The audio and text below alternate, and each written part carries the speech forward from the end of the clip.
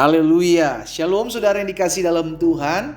Kembali lagi hari ini saya menyapa setiap umat Tuhan dimanapun Bapak Ibu Saudara berada melalui program Bible and Coffee. Saya rindu melalui program ini setiap umat Tuhan yang olehnya Tuhan percayakan saya layani melalui perenungan firman Tuhan ini terus tertanam dalam firman Tuhan, bahkan bertumbuh dalam pengenalan akan Tuhan, karena kita percaya dunia di mana kita hidup adalah dunia yang semakin jahat, dan Alkitab jelas katakan di hari-hari terakhir akan datang masa yang sukar. Saudara yang dikasih dalam Tuhan, kita ada di dalam dunia ini tapi kita tidak boleh jadi sama dengan dunia ini. Itu sebabnya kita perlu tertanam dalam firman Tuhan, kita tetap terus mengandalkan Tuhan, karena kita percaya Alkitab jelas katakan langit dan bumi akan berlalu tetapi firman Tuhan tinggal tetap. Firman Tuhan itulah yang membuat kita mengerti akan janji-janji Tuhan. Firman Tuhan itulah yang memampukan kita untuk tetap terus bertahan sekalipun kita belum melihat jalan keluar di depan kita. Haleluya. Mari saudara yang dikasih dalam Tuhan, kita akan kembali merenungkan firman Tuhan. Kita berdoa, kita datang kepada Tuhan.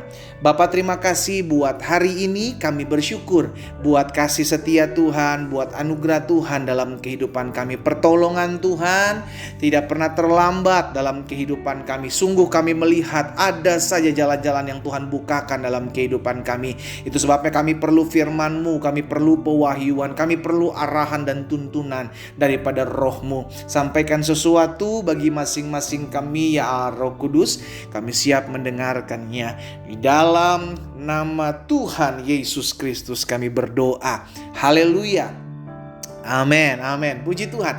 Nah, saudara yang dikasih dalam Tuhan, Rasul Paulus dalam 2 Korintus pasal 3 ayatnya yang ke-17 mengatakan seperti ini. Sebab Tuhan adalah roh, dan di mana ada roh Allah, di situ ada kemerdekaan. Wow. Saya ulangi sekali lagi, Tuhan adalah roh, dan di mana ada roh Allah, di situ ada kemerdekaan. Alkitab mengatakan di mana ada roh Allah, di sana ada kemerdekaan.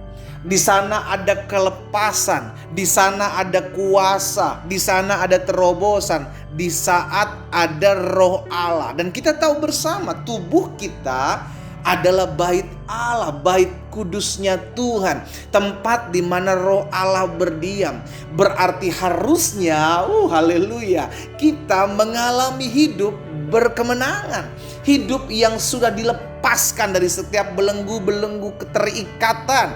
Kita sedang mengalami kemerdekaan. Karena apa? Karena roh Allah ada dalam hidup kita. Karena firman Tuhan jelas katakan di mana ada roh Allah, di situ ada kemerdekaan. Berarti dalam hidup kita mengalami kemerdekaan. Sama-sama bilang sama saya mengalami kemerdekaan dalam Kristus. Amin. Amin saudara. Berarti kita tidak boleh lagi terikat oleh hal-hal yang bukan berasal daripada Tuhan. Biarlah tubuh kita ini kita pakai untuk mempermuliakan nama Tuhan. Iya kan? Sehingga akhirnya kita menyadari, saudara yang dikasih dalam Tuhan, kemerdekaan di dalam Kristus kita terima. Kenapa? Karena roh Allah ada dalam hidupku. Berarti hidupku akan mengalami kemerdekaan. Aku tidak lagi dijajah oleh dosa. Aku tidak lagi diikat oleh berhala-berhala. Aku tidak lagi diikat oleh hawa-hawa nafsu. Aku tidak lagi terikat oleh hal-hal yang tidak mempermuliakan nama Tuhan. Tapi biarlah hidupku, hidup setiap kita terikat hanya kepada Tuhan. Barang siapa yang mengikatkan dirinya kepada Tuhan, Alkitab katakan, maka ia akan menjadi satu roh dengan Dia. Amin saudara. Itu sebabnya kita perlu setiap saat berkomunikasi dengan Allah. Melalui apa? Roh kita. Sebab roh Allah ada dalam hidup kita yang membuat kita hidup dalam kemerdekaan, hidup dalam kelepasan, hidup tidak lagi terikat oleh hal-hal yang tidak mempermuliakan nama Tuhan.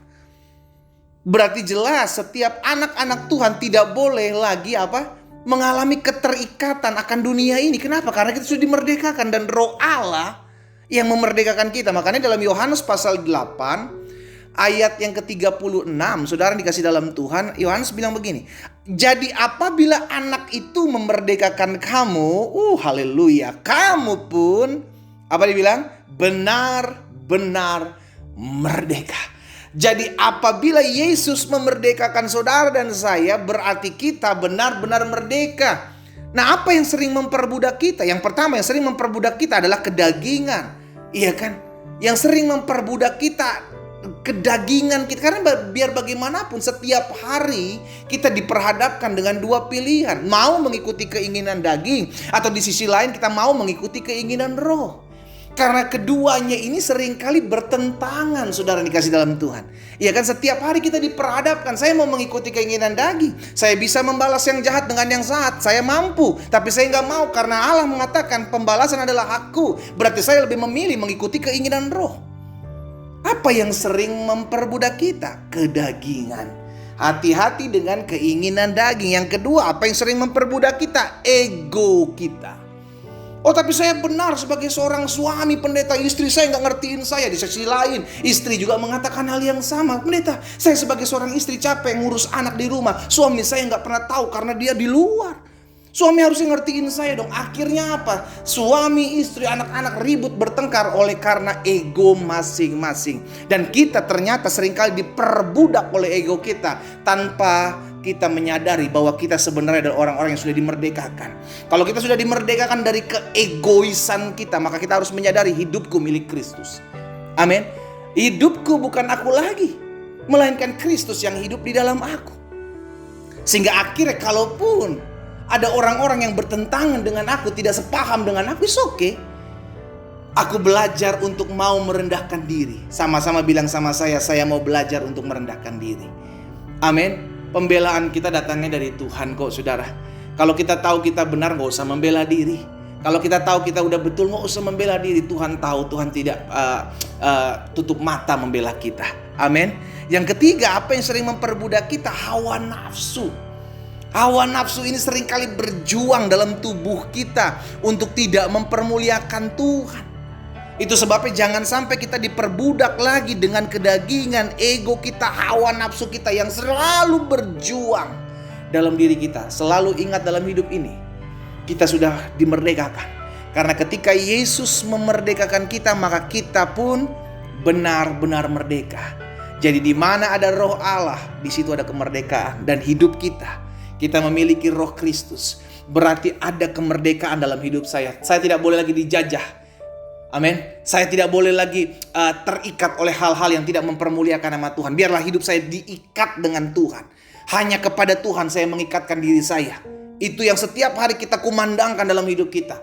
Karena barang siapa mengikatkan dirinya kepada Tuhan, kita menjadi satu roh dengan Dia. Hari ini saya mengajak setiap umat Tuhan menyadari bahwa engkau adalah orang-orang yang sudah dimerdekakan.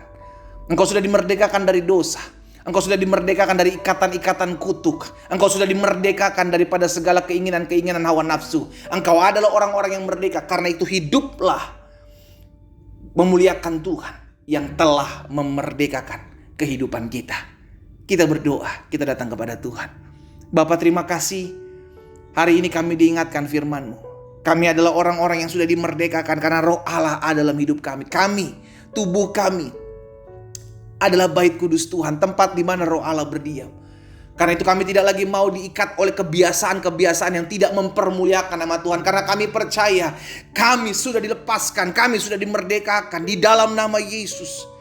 Kami tidak lagi mau diikat oleh hawa nafsu, kami tidak lagi mau diikat oleh kedagingan ego kami. Kami tidak lagi mau diikat oleh hal-hal yang tidak mempermuliakan nama Tuhan. Hari ini kami perkatakan di dalam nama Yesus, terlepas kuasa darah anak domba Allah memerdekakan kami. Hamba berdoa, hamba ucapkan berkat buat umat-Mu dimanapun mereka berada ya Bapa. Di dalam nama Tuhan Yesus. Hamba juga berdoa buat yang sakit. Tuhan jamah dan sembuhkan di dalam nama Yesus. Mereka yang membutuhkan pertolongan, mereka yang berbeban berat, di dalam nama Yesus. Jalan keluar Tuhan sudah sediakan bagi kami. Di dalam nama Bapa, Anak dan Roh Kudus. Di dalam nama Tuhan Yesus kami berdoa. Sama-sama kita katakan amin.